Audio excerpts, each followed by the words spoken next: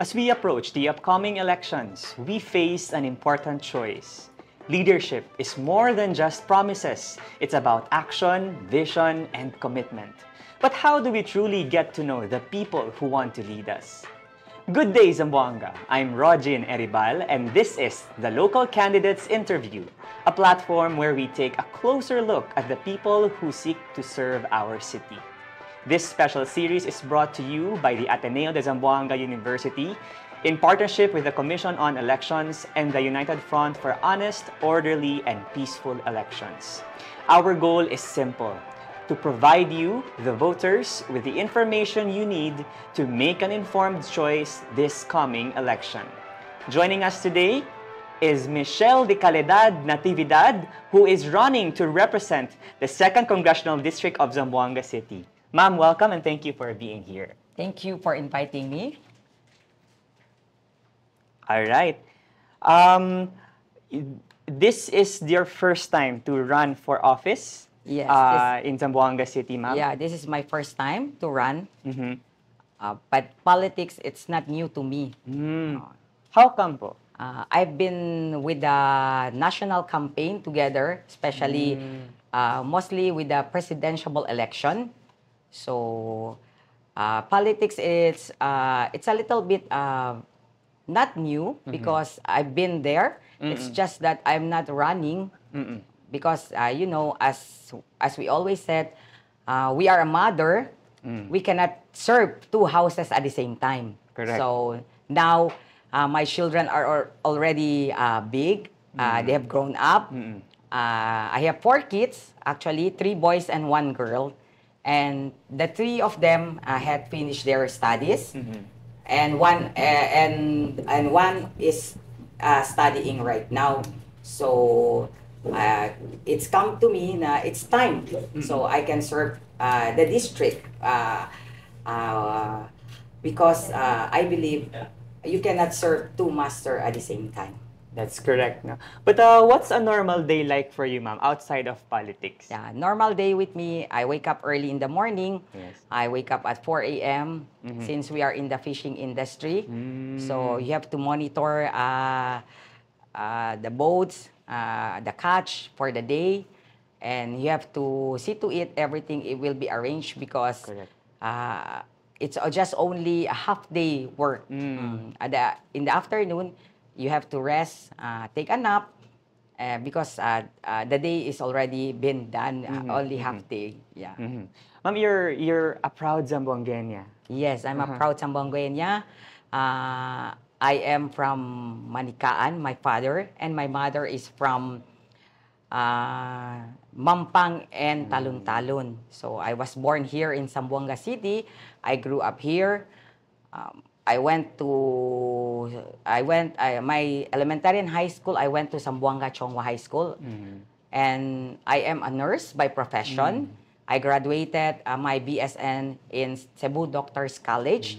And I'm proud to say, when I got my board exam way back 1996, I am top 10 in the board exam. In the board exam? Yeah. National level? National level. All right. But you mentioned also you're one proud Zamboangueña. What's your favorite local dish in Zamboanga? Actually, I have a lot of favorite dish in Zamboanga. If many people knew me, I really like to eat the indulsao. Indulsao? Yes. Ooh. Did you try it? Opo. Masarap pork indulsao. Yeah, but you know, I also like for our lokot-lokot. Lokot-lokot. I'm fan of eating the lokot-lokot. The suman, ibus, but it's not a local, you know, if you go to any place, there's a suman, ibus. Yeah, correct. but the indulsao, it's famous for Zamboangueños dish. Ma'am, we're also interested to know, in terms of a leadership icon naman, who is your biggest inspiration when it comes to leadership? Actually, you know, when it comes to leadership, there's a different, who is our leader right now has a different leadership. We cannot compare. Each of them has a different point of view. Like for me, if I will be elected as Congresswoman, it will be a different thing. I will not be like the leaders who are right now, the leaders who yung nandito na ngayon, Correct. iiba rin tayo. Yes. Kasi because a different person has a different point of view and a different leadership. Leadership style, leadership approach. Yeah, correct. Mm-mm. Yeah. Okay. All right, ma'am. Let's go to this first question for this interview. We all know, ma'am, that public service is actually a huge responsibility, Yeah. especially because you're also running to represent the 2nd Congressional course. District of Zamboanga City. But let's start with this in terms of your perspective on governance, ma'am. For you, what is the most important function of the position you are running for? Yeah, the important function of a congresswoman is to make a law Mm. that will surely benefit the people of Zamboanga City. And not only that, you should also bring the real issues and solve whatever the Zamboanga City has to face it. So, and you have to protect and defend the people of Zamboanga City. We also know this, ma'am, no, that leadership comes with great responsibility. Yes. What do you think should be the key qualities of someone who is sitting in the Congress? As I've said, I'm a mother, I'm a woman. So, alam ko yung pag-intindi ng isang nanay mas malalim.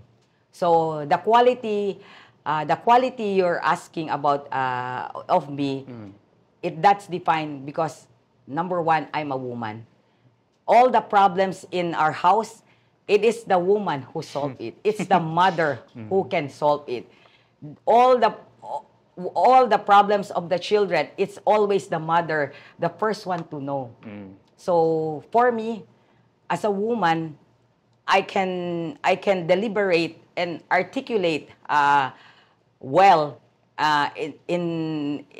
if been elected as congresswoman, I can bring the voice of the people of Zamboanga because I know there's a need because we are in Mindanao, we are number 3 based on money circulating. So we have to add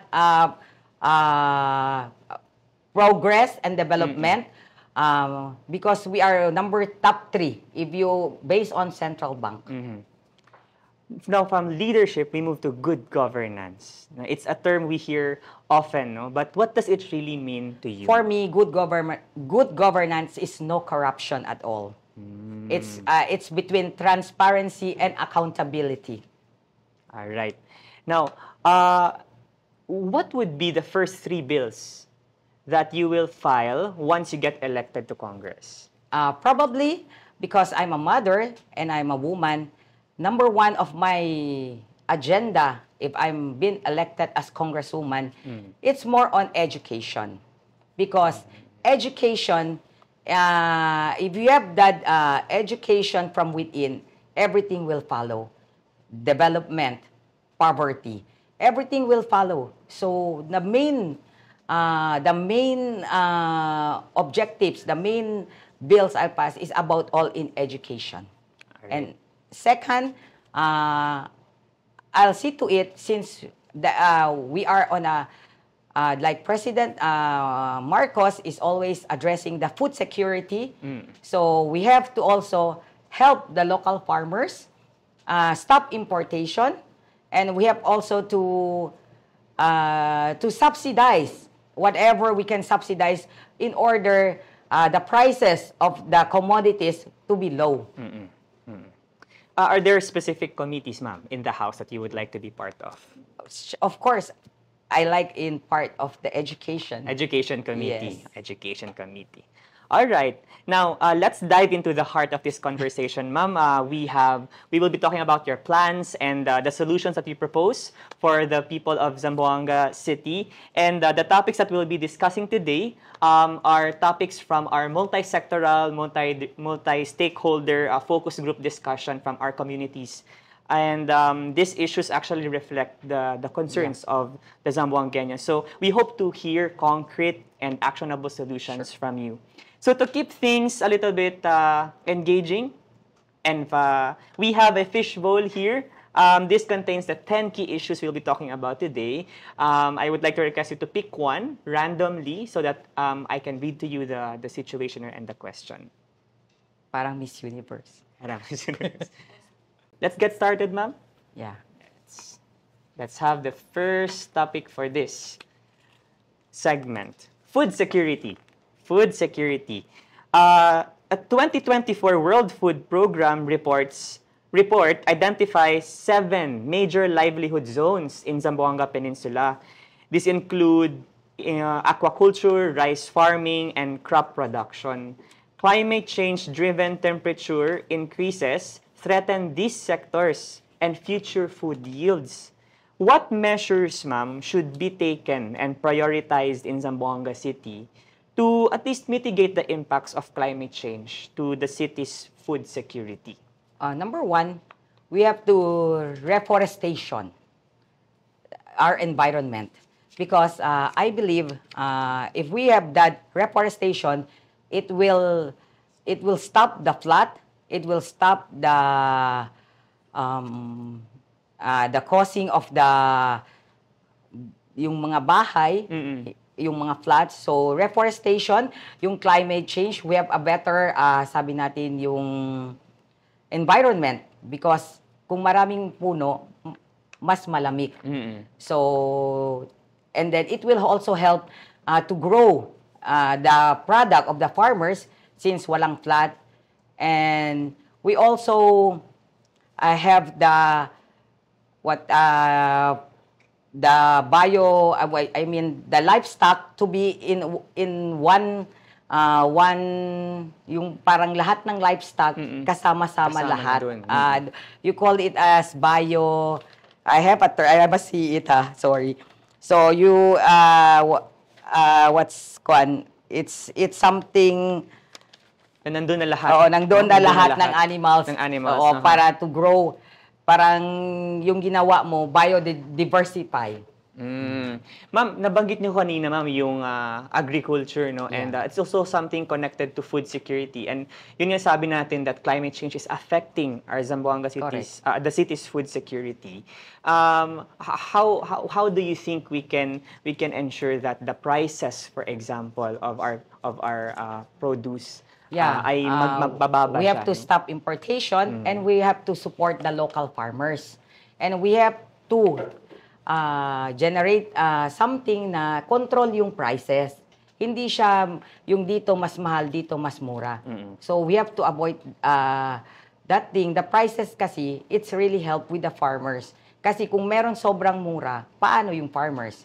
So that's what come the subsidy of the government.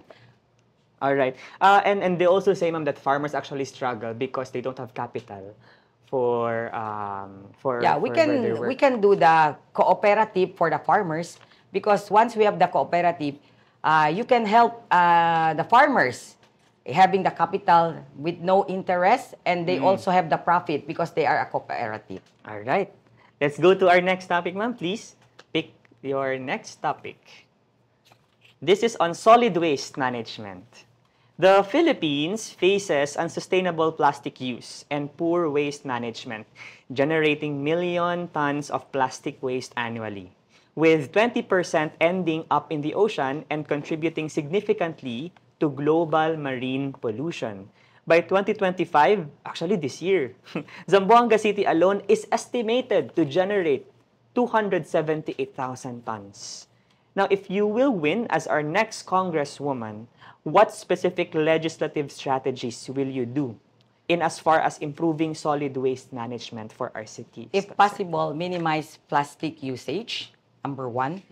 And then we have to give the solid waste management, the segregation is more important because we can do the biodegradable recycling. So that's one of the things now we can help the waste management. But do you think there's something we can improve in terms of how we are now managing our solid waste? Number one, well, let's go back to educate the people. That's the priority. Because if you educate the people will know what to do. And they will not throw anything. They will not throw anything to the river, to the ocean, or even in their houses. Because if you educate them, that's the start of everything. All right. We go to our next topic, ma'am.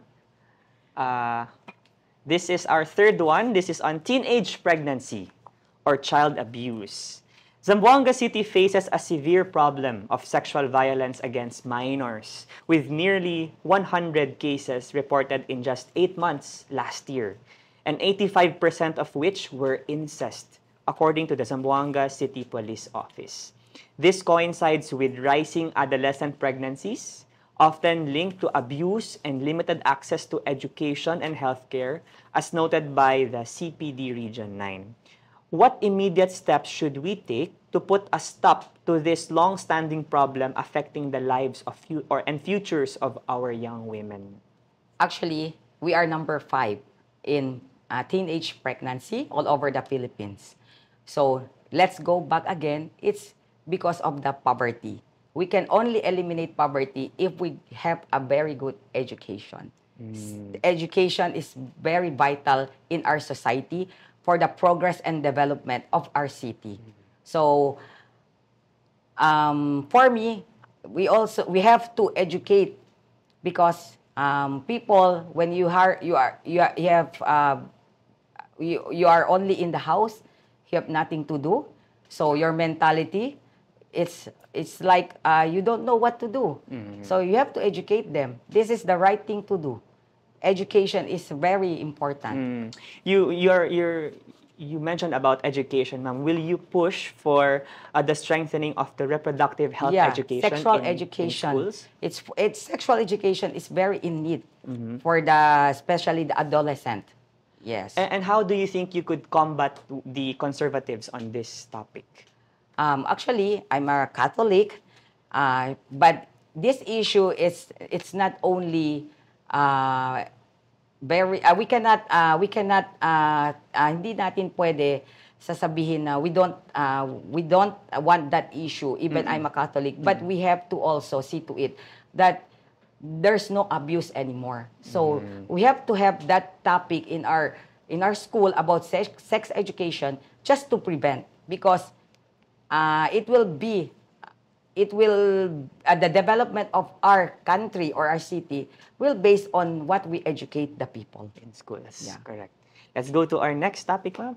This is our fourth one, and this is on floodings. Ayan, ito naman.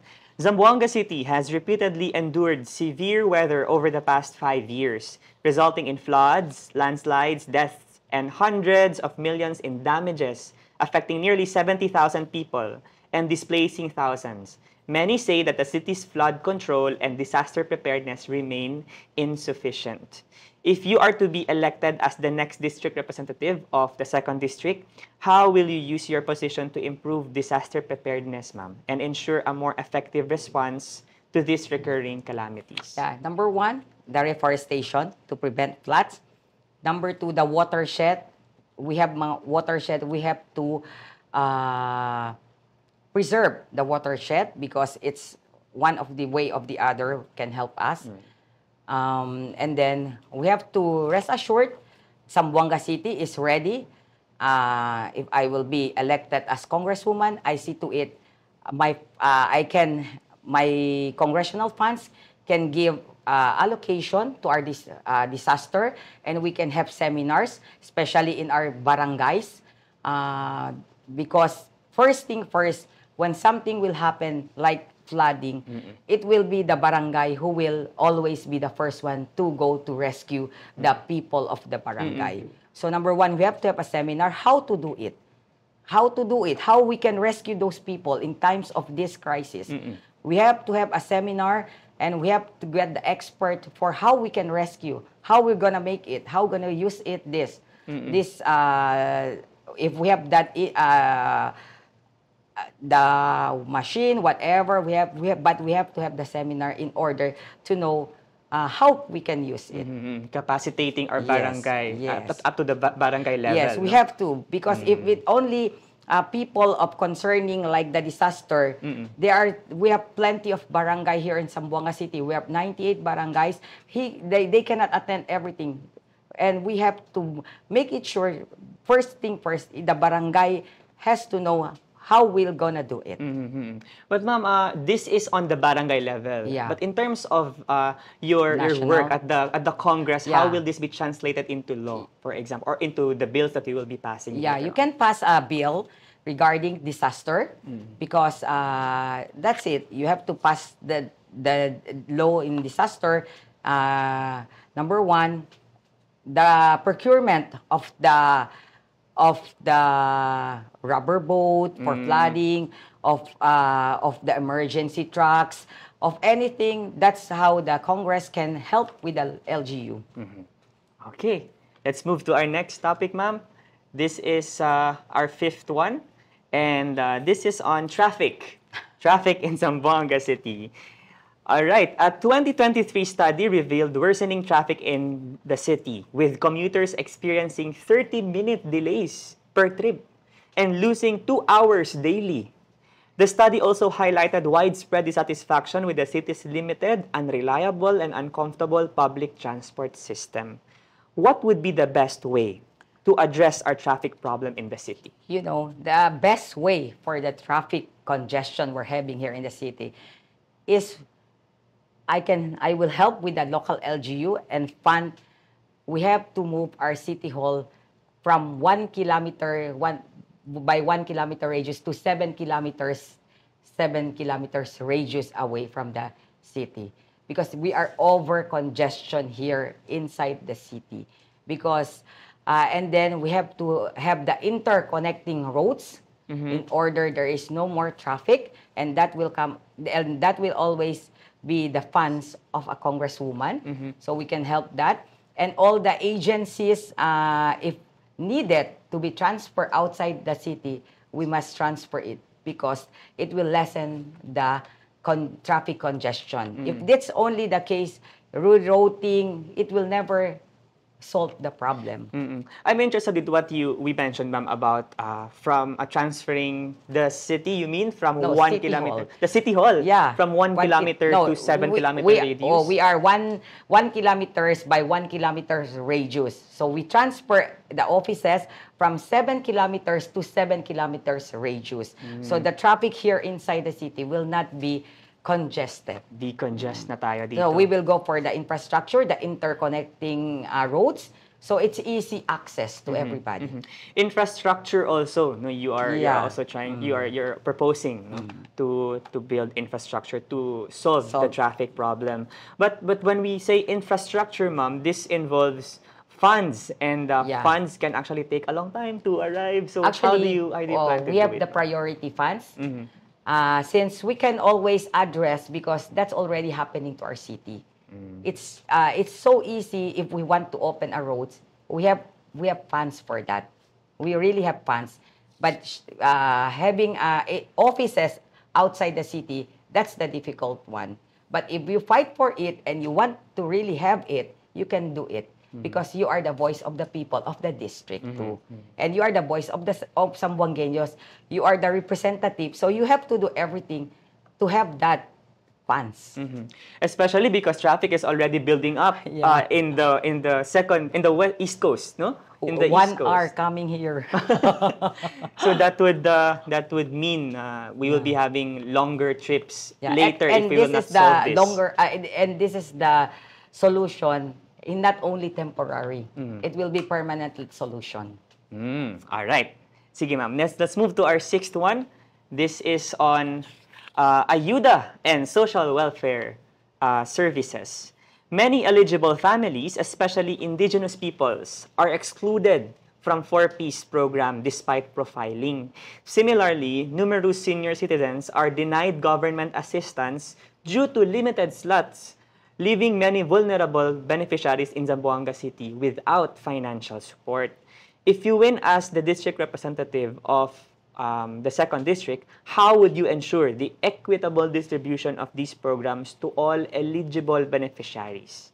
So number one, ayuda should not be politicized. Social programs should be given directly to the people and not anybody from the politics. It should be given direct to the people. Right. Let's move to our next topic. This is on corruption. Corruption.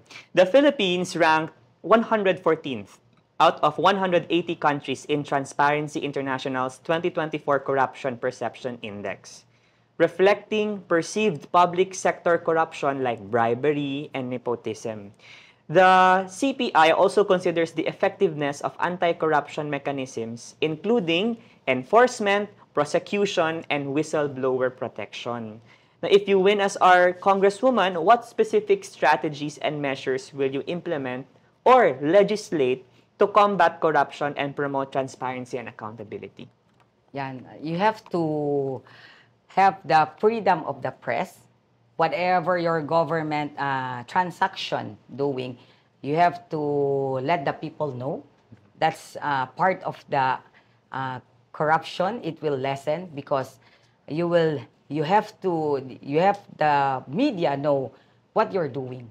So, and then you can hold that you can already give the transparency and the accountability to the people because that's not your money. It's people's money. So they are the one to know what you are going to do with that money. Basically, pushing for to increase the transparency and accountability in the government spending. All right, let's move to the next one.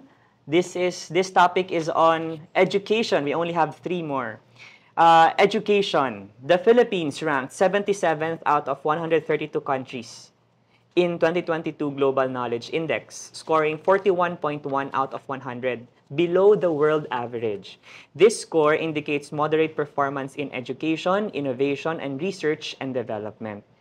If you win, what specific initiatives will you implement or legislate to strengthen and support both the formal education sector and the vocational training programs in our city? Actually, that's my priority program, the education.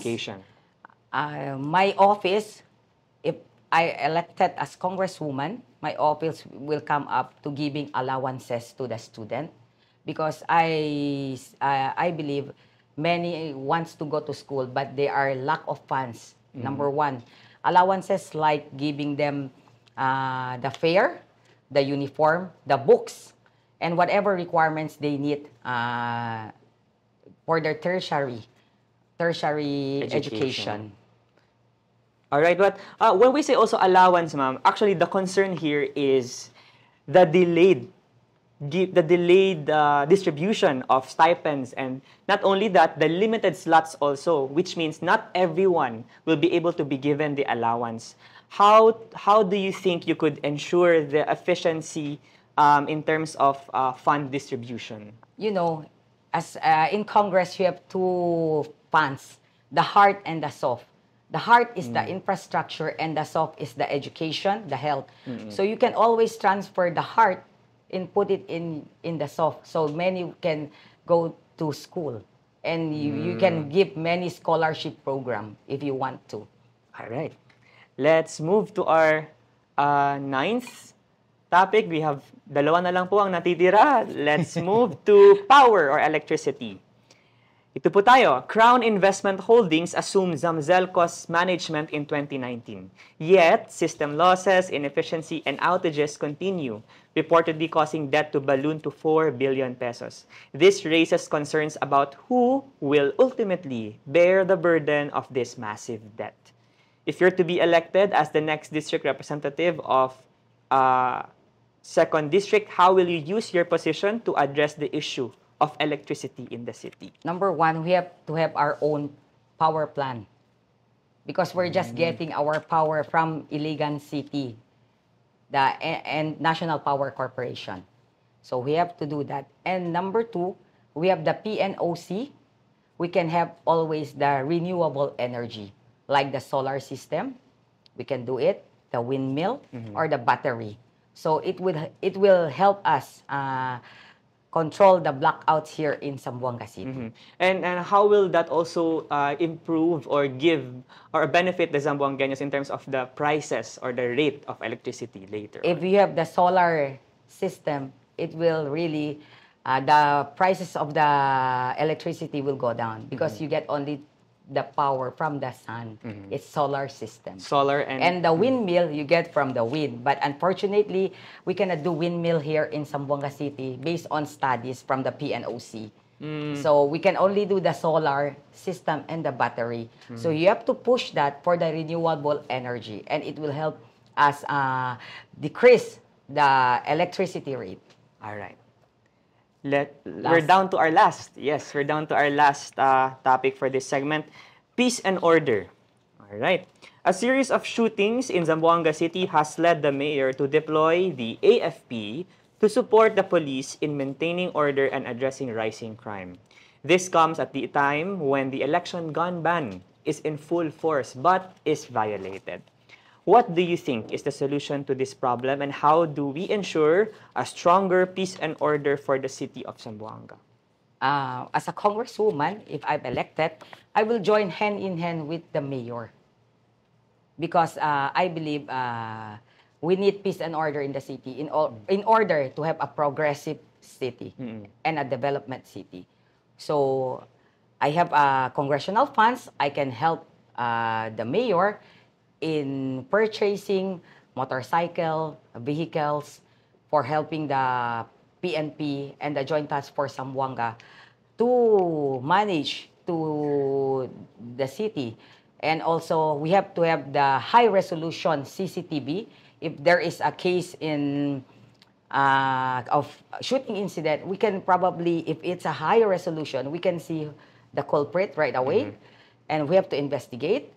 We have to have communication, easy communication, and we have also number one priority. We have also to activate our barangay intelligence network because, as we always said, the police, the PNP cannot all accommodate us because we are 1 million plus residents of Zamboanga. So we have first to help the barangay because the barangay, the tanuts, know who's the people from that barangay. So we have to activate and support those barangay intelligence network, and we have to also support the force multiplier of our city, and we have to there are a lot of force multiplier in Zamboanga City. We just need to support them in order because they are voluntarily wants to help the Zamboanga City. All right, we're now at the final part of our conversation, ma'am, and this is your chance to speak directly to the people of Zamboanga City. With everything we've discussed, your vision, your plans, and your leadership, that you will also do in Zamboanga, why should you be the next Congresswoman of the 2nd District of Zamboanga City? And what is your message to Zamboangueños as they prepare to cast their votes this coming May 12th? I am not a traditional politician. I am the best alternative for District 2. I am the best candidate for District 2 and un mujer takore, aquí na Distrito 2. El sentido del mujer mas hondo, mas taintende el cosa mga problema. Michelle Natividad de calidad, tiene habilidad para na komunidad, tasirbi kun sinseridad. Number 3 po ako sa balota. Thank you. Thank you very much, ma'am, for your time, and thank you very much for being with us today. To our viewers, this conversation is part of our effort to ensure that you, the voters, are well informed before heading to the polls. On May 12th, you have the power to shape the future of our city, so choose wisely and vote responsibly. This has been the Ateneo de Zamboanga University Local Candidates Interview Series. Thank you very much. Stay informed, stay engaged, and see you at the polls on May 12th.